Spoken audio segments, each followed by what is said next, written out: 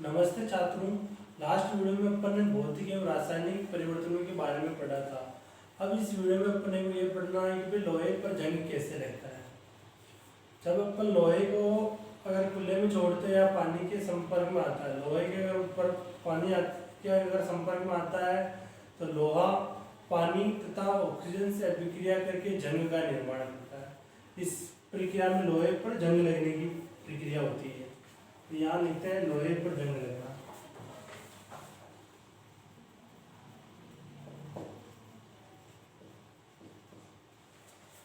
लोहे में जंग लगना,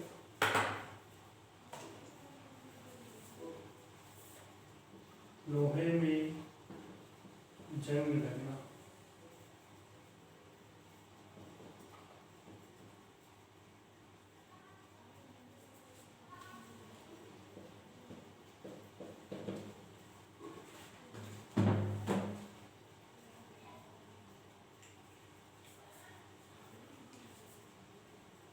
जंग लगने के लिए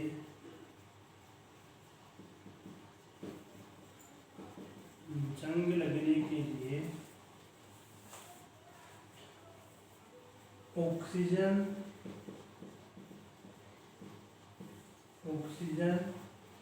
एवं जल की उपस्थिति अनिवार्य है। उपस्थिति अनिवार्य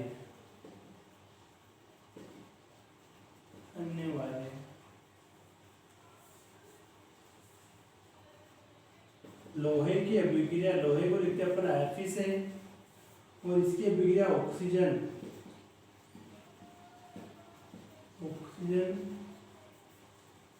O2 या वायु से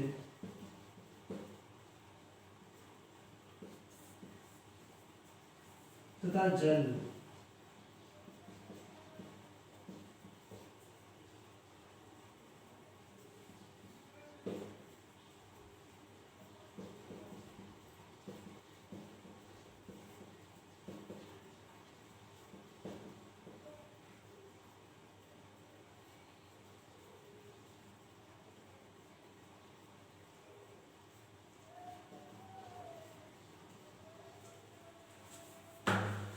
जंग लगने के लिए ऑक्सीजन तथा जल की उपस्थिति अनिवार्य है। यानी लोहे पर अगर जो जंग लगता है तो उसके लिए क्या है अनिवार्य, एक तो ऑक्सीजन होना जरूरी है और एक जल की उपस्थिति अनिवार्य है। जब लोहे की अभिक्रिया ऑक्सीजन तथा जल दोनों से होती है, लोहे को अपन सामान्यतः किससे दर्शाते हैं? Fe से। इसका जो प्रतीक होता है Fe होता है। ऑक्सीजन का जो अणुसूत्र होता है वो O2 होता है और जल का होता है H2। ये अगर सारी चीजें एक साथ बन जाए तो कौन सी प्रक्रिया बनती है? Fe2O3। और इस जो प्रक्रम में जो परिवर्तन होता है वो कौन सा परिवर्तन होता है? रासायनिक परिवर्तन होता है। यानी रासायनिक परिवर्तन के दौरान बनता है ये सब चीजें।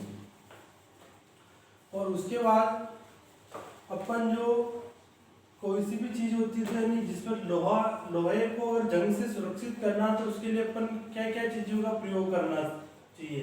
यानी अगर उसके ऊपर अपन पेंट करते हैं, यानी उसके ऊपर कलर करते हैं, लोहे को सुरक्षित रखने के लिए क्या करते हैं? उसको जंग से बचाने के लिए उसके ऊपर कलर करते हैं।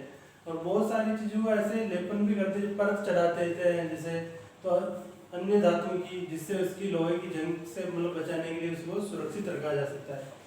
यानी सभी वस्तु जैसे पेंट तथा ग्रीस की परतें चढ़ाना अनिवार्य से जंग को रोका जा सकता है। लोहे के ऊपर क्रोमियम तथा जस्ते जैसी धातुओं की परत चढ़ा दे, यानी क्रोमियम धातु या जस्ते धातु की परत चढ़ा देते हैं तो इसकी परिभाषा लिख लेते हैं अपन। यानी ये एक प्रक्रिया आपको याद रखनी है, लोहे की जंग लगना किसे कहते हैं और एक यशद लेपन की अभिक्रिया की पूरी परिभाषा ये याद रखनी है। यशद लेपन या केल्विनाइजेशन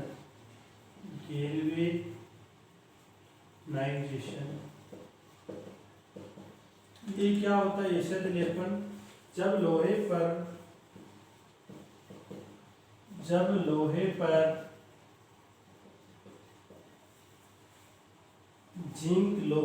जिंक की परत चढ़ाई जाती है, जिंक धातु की ऐसे लिख सकते हैं जिंक धातु की परत चढ़ाई जाती है, परत चढ़ाई जाती है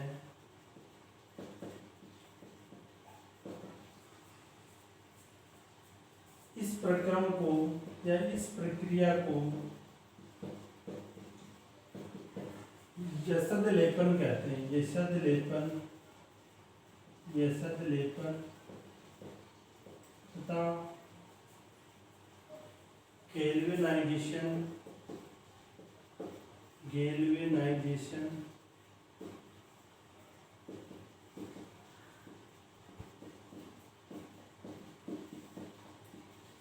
या जब लोहे के ऊपर जिंक धातु की अगर परत चढ़ाते हैं तो उसको अपन जंग से लगने से लोहे को अपन बचा सकते हैं, तो इस प्रक्रिया को अपन यशद लेपन कहते हैं।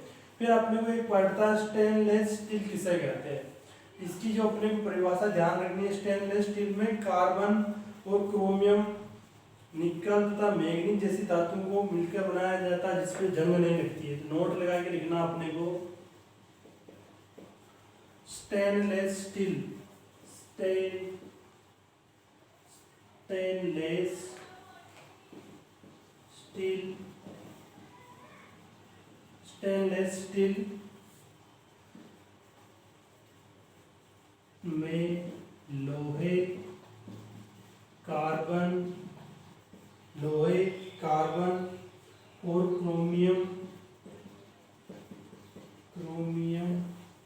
लोहे कार्बन और क्रोमियम तथा मैग्नीज धातु से मिलकर बना होता है। स्टेनलेस जो स्टील धातु बनी होती है वो किन किन से मिलकर बनी होती है? लोहे, कार्बन, क्रोमियम तथा मैग्नीज धातु से मिलकर बनी होती है, धातु से मिलकर बनी होती है, मिलकर बनी होती है। जिस पर जंग नहीं लगता है, जिस पर जंग नहीं लगता है, नहीं, जिस पर जंग नहीं लगता है, नहीं लगता है। स्टेनलेस स्टील की क्या होता है कि स्टेनलेस स्टील लोहे, कार्बन, क्रोमियम तथा मैग्नीज धातु से मिलकर बनी हुई होती है जिस पर जंग नहीं लगता, यानी इस अभिक्रिया में, यानी इस धातु के ऊपर जंग की अभिक्रिया नहीं होती है। उसके बाद अपने को इसके बारे में लास्ट एक टॉपिक है क्रिस्टलीकरण। क्रिस्टलीकरण के बारे में देखता है, क्रिस्टलीकरण की परिभाषा क्या होती है, तो उसको अपने को पढ़ना है। क्रिस्टलीकरण, क्रिस्टलीकरण, क्रिस्टलीकरण क्या होता है? क्रिस्टलीकरण क्या होता है कि किसी पदार्थ के शुद्ध विलयन से उनके विलयन से प्राप्त किए जा सकते, यह प्रक्रिया क्रिस्टलीकरण कहलाती है। यानी किसी पदार्थ का जो शुद्ध विलयन से अगर उसके विलयन को प्राप्त करते हैं तो इसमें अपन को क्रिस्टल प्राप्त होते हैं, इसको क्रिस्टलीकरण कहते हैं। किसी पदार्थ के शुद्ध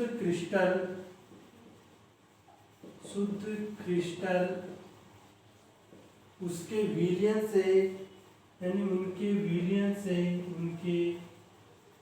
विलयन से प्राप्त किए जाते हैं, विलयन से प्राप्त किए जाते हैं।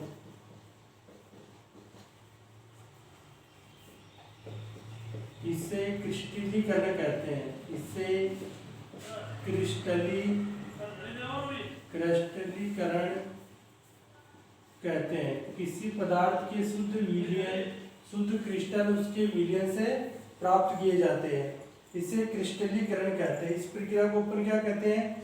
क्रिस्टलीकरण कहते हैं। और यह जो एक परिवर्तन होता है, भौतिक प्रक्रम,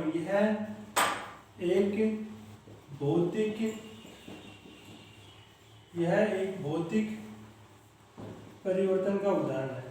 क्रिस्टलीकरण है ना, कौन सा प्रक्रम का उदाहरण है? भौतिक परिवर्तन का उदाहरण है। क्रिस्टलीकरण जो प्रक्रम बनता है इसके अंदर, यानी अपन जैसे किसी भी पदार्थ का कोई शुद्ध क्रिस्टल प्राप्त करना चाहते हैं, जैसे शक्कर का क्रिस्टल प्राप्त करना चाहते हैं तो इसका क्रिस्टलीकरण करना है, तो उसके जो शक्कर का विलयन होगा तो शक्कर के विलयन से ही अपन शुद्ध उसके क्रिस्टल प्राप्त कर सकते हैं। और इस प्रक्रम को अपन क्या कहते हैं, एक भौतिक प्रक्रम कहलाता है। इसके बाद जो अपना ये भौतिक एवं रासायनिक प्रक्रम वाला जो चैप्टर है वो यहीं समाप्त हो जाता है। बाकी जो अपन नेक्स्ट वीडियो में इसके बारे में अध्ययन करेंगे, जो भी चैप्टर लेंगे उसका अपन नेक्स्ट वीडियो में अध्ययन करेंगे। तो बच्चों आज की क्लास के लिए थैंक यू।